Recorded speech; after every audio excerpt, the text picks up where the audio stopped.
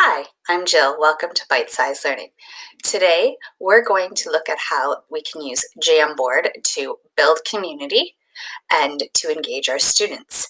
I had some wonderful volunteers, Amberly, Laura, Heather, and Lisa, who came in and played a game of Would You Rather.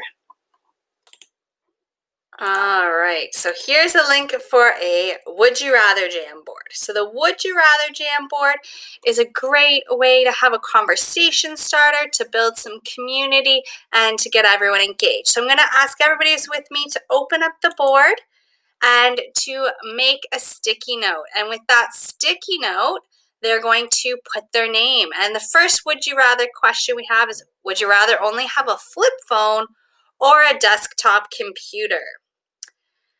All right, and we just take our sticky notes, we drag it. We can see that we would overwhelmingly like only a desktop computer. Now, if this was our regular class, I might use this to facilitate some discussion as to why. But we could try some other ones. I've got a few. Maybe we'll go to this one.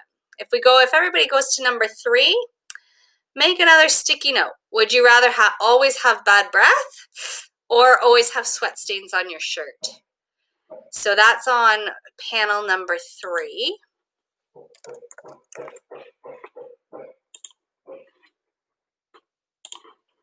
Nope. Yeah. And get to choose one of the gross out factors. So always bad breath or always sweat stains on your shirt. Oh, neither one sounds good. Oh, Lisa even gave us a little so, the mask will cover it up. No one will see it behind the mask. All right. Excellent. Thank you very much. So a couple notes about the choices I made on this Jamboard. So I did choose to have one side in pink and one side in yellow, just as a color option to have that clear division between the two options. I also chose to include text and a visual. I did that intentionally so there's multiple entry points for students. So students who struggle with reading text can rely on the visual. As well, when I'm facilitating this, I would also say the options so that students can hear them, they can see them, or they can read them. And this lets all our learners participate in different ways. And I chose lots of different options that students might be able to connect to, things that they might have in common. So the flip phone and the desktop computer, something that they might think about. We live in Canada, so I chose living without air conditioning, living without heat, which would be worse, so that they can connect to maybe the weather. I also kind of went for the gross out factor here with the bad breath versus the sweat stains, because they might have opinions about that, something they can chat about. Another one that they might have opinions about is whether it'd be easier to have your parent as your teacher or as your student. So we looked for things that would facilitate opinion and strong opinions.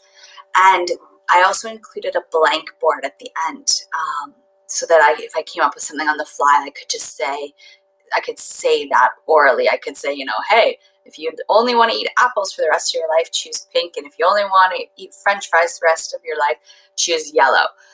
The goal with the Would You Rather is to find something where the students will have opinions.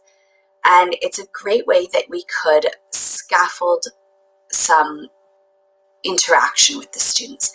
The first time we do it in a quadmester, we could simply have the students interact with each other by putting the Post-it notes on with their names. A very simple piece. We can move then to having them write in the chat why they chose what they chose.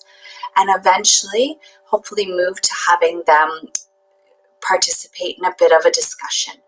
What's great about the Jamboard is our students can be in multiple locations. They can be at home, they can be in class, they can be anywhere and still participate in this synchronous activity, gathering some community, gathering